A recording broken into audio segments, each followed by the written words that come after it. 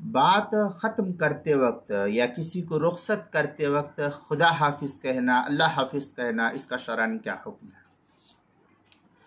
کسی شخص کو رخصت کرتے وقت یا فون پر بات ختم کرتے وقت خدا حافظ کہنا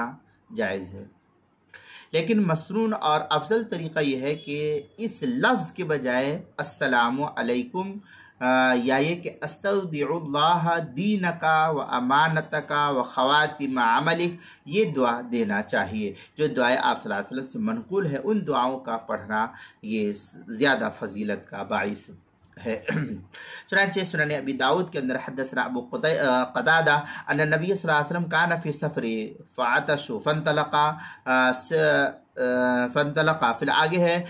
قال حفظک اللہ بما حفظت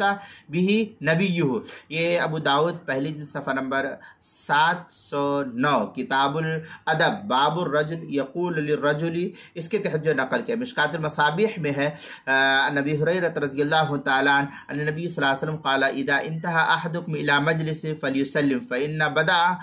له ان يجلس فليجلس ثم اذا